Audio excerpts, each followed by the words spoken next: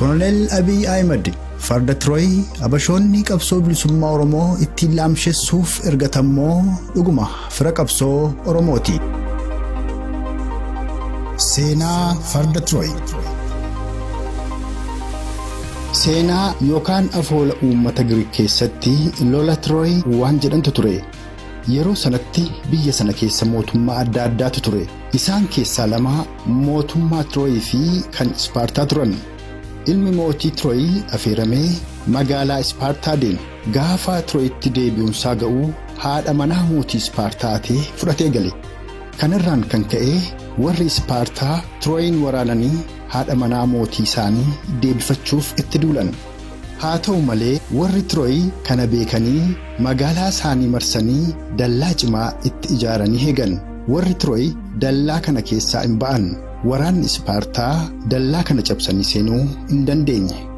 Haala kanaan osoo jiranii waggaan 10 darbe loltoonni Ispaartaas beela qorraaf dhukkubaan dhumuu eegalan. Filmaatni isaan qaban yookaan lola dhiisanii galuu yookaan ammoo mala ittiin Tirooyi seenanii guban malatu ture.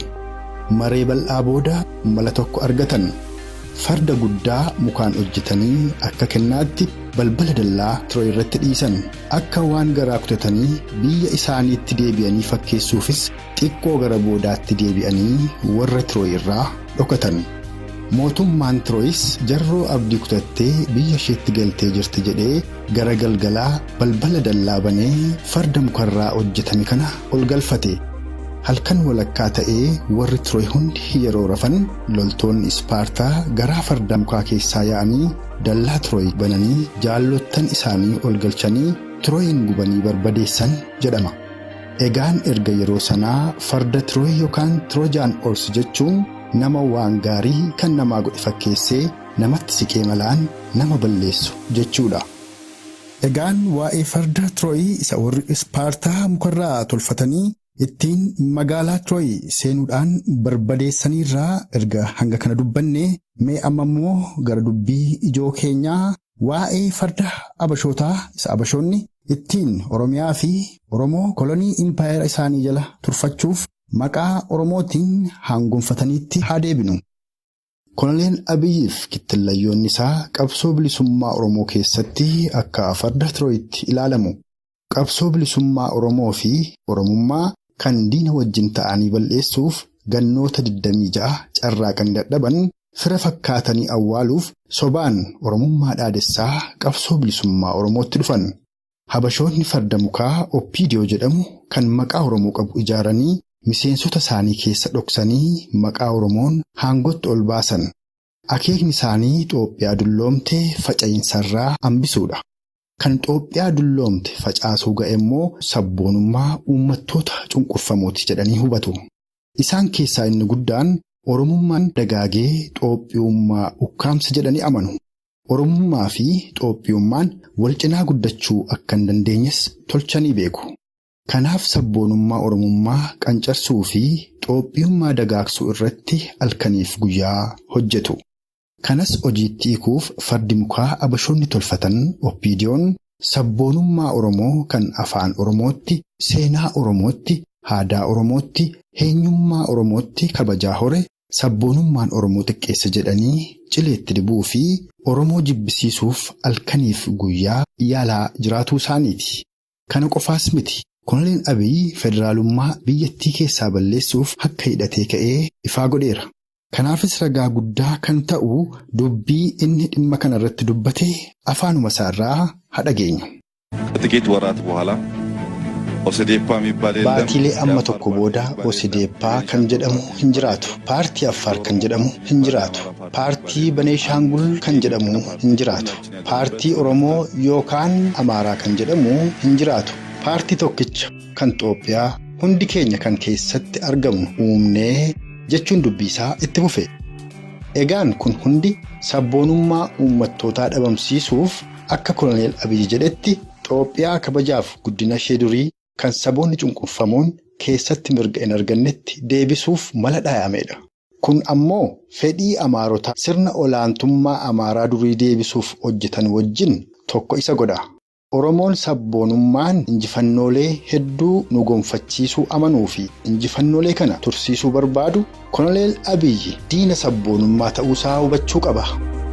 Yaa Oromoo, sabboonummaa afaan keetti, aadaa keettii fi eenyummaa keetti kabaja hore dhabamsiisuu ni feetaa? Yoo feete Koloneel Abiyyi duukaa gugadhu. Yoo tursiifachuu fi guddifachuu barbaadde garuu sabboonummaa kee jabeeffadhu. Koloneel Abiyyi farda Tirooyi abashoonni qabsoo bilisummaa Oromoo keessa kaayatan irrattis qabsaa'i. Koloneel Abiyyi seenaa Oromoo osoo hin taane seenaa warra Abashaa dhaadessa. Obbo Biraanuu Naggaa nama dhaloota Guraagee fi deeggaraa Koloneel Abiyyiiti. Dhaaba siyaasaa warra Abashaadhaa Gimboota Sabatti jedhamu geggeessaa turan. Arra Izeemaa keessatti hooggana beekamoodha. Akka isaan barreessanitti kan akka isaan siyaasa biyyattii keessatti qooda fudhatan isaan kakaase sodaa qabsoo bilisummaa Oromooti. Baroota dheeraa dura mootummaa wayyaaneen hidhamanii turan. Mana hidhaa keessattis Oromoota umurii 10 amma 80tti arguu isaanii dubbatu.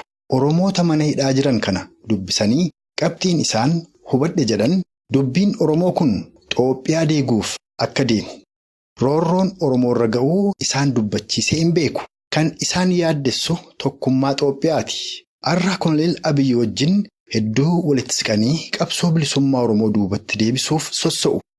Hojii Koloneel Abiyyi masaraa Minilik haaromsanii seenaaf ol kaa'uuf hojjechaa jiran ilaalchisee waan isaan jedhan viidiyoo armaan gadiirraa walumaan haa dhageenyu. ናዛ ስገባ ለማየት የአጼ ምኒልክ Masaraa Dr. Abiyyi seenaaf ol kaa'uuf tottolchaa jiru sana yeroon ol seenu teessoo Minilik dur irra taa'ee uummata nyaachisutu jira. Kana maal gochuuf deemtaa? Hiikaan isaa maali? Osoo dubbannuu kan Minilik qofa osoo hin taane kan Haayile Sillaasee fi kan Mangistuufaas achi keessa jira. Fakkoo Minilik gagaan hojjechiiseen teessoo isaa irra kaa'anaan jedhe. Akkasumas kan Haayile Sillaasee gagaan hojjechiiseen teessoo inni irra taa'ee seera muraa ture irra kaa'anaan jedhe. Maaliif karaa kana hunda deemtaa? Maal akeekni isaa jedheen gaafadhe. Rakkoo jirutu naan jedhe. Dargaggoonni Oromoo seenaa isaanii akka gaariitti hin beekan. Kanaaf dargaggoon Oromoo tokko dhufee Minilik akka Oromootti dhiyaachaa ture yeroo argu isa Minilik harma Oromoo muree fi jinnii jedhan sana ni qabbaneessaa naan jedhe.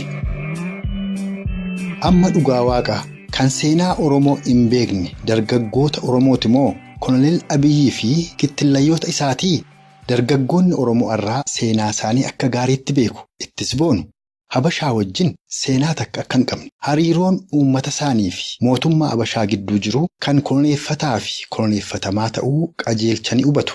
Habashoota wajjin biyya adda addaa, seenaa adda addaa, gootota adda addaa, haala bulchiinsa adda addaa akka qaban baratanii jiru. Akka uummata seenaa mataasaa hin qabne seenaa Habashaa kan fudhatan miti.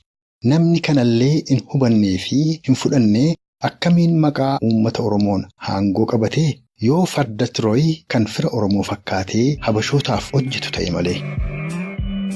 Itoophiyaa dagaagsuuf tooftaan Habashootaa inni guddaan tokkummaa isaa diiguudha. Oromoota kutaan addaan qoodanii wal irratti duulchisuudha. Koloneel Abiyyi akeeka kana galmaan ga'uuf hedduu carraaqe. Mee isa kanas afaanuma isaa irraa haa dhageenyu. Andeemee Wallagga hondee garuu kana booda Jimmaaf Wallaggi, Baaleef Wallaggi, Arsiif Wallaggi Oromoo tokko ta'uu hin danda'u. Jechi isaa kun wayita Oromoon isa fudhachuu didee jira jedhee yaadda'etti Oromoota kutaan hiree Oromoota Wallaggaa irratti bobbaasuuf kan akeekkateedha. Mee hubadhaa laalaa. Kun farda Tirooyi Habashoonni qabsoo Oromoo ittiin laamshessuuf ergatammoo dhuguma fira qabsoo Oromooti. Shakkii tokko malee kun hojii farda Tirooyi kan tokkummaa Oromoo dhiigaa fi lafee ilmaansaan ijaarame diiguuf aggaammateedha.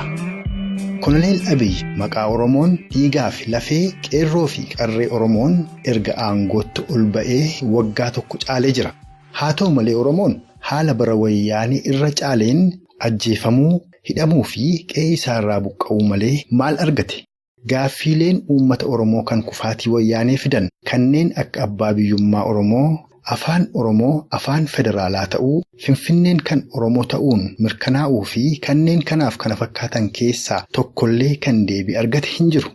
Mee waan Oromoon barasaa keessa argate jedhee Koloneel Abiyyi dubbatee afaanuma isaarraa waliin haa dhageenyu. Itoophiyaa keessatti ergan aangootti ol ba'ee Oromoon dhibbeentaa tokko miti dhibbeentaa 0.1 bu'aa argate yoo jiraate sa'a 24 keessattan aangoo lakkisa. Kun rakkoo hin qabu ni jedhama. Nan beeka. Haa ta'u malee dhugaasaa yoon amma asitti dubbadhee rakkoo biraa waan natti humuuf hin dubbadhu. Garuu na amanaa. Oromoon waan argate irraa kan inni dhabetu caala. Yoon dubbadhe garuu Oromoota biratti rakkoo natti uuma. Maaloo na dhiisaa sagalee koo balleeffadheen abashootaaf hojjedhaa waan jedhu fakkaata. Farda Tirooy fira fakkaatee qabsoo bilisummaa Oromoo laamsheessuuf habashootaaf hojjetu. Egaan akeekni Koloneel Abiyyii fi kittillayyoota isaa qabsoo bilisummaa Oromoo keessatti Farda Tirooy kan qabsoo bilisummaa Oromoo baroota 26f diina itti ta'anii bal'eessuu dadhaban fira fakkaatanii dhabamsiisuuf ta'uu qajeelchanii hubachuun irratti qabsaa'uun dirqama sabboontota Oromoo hundaati.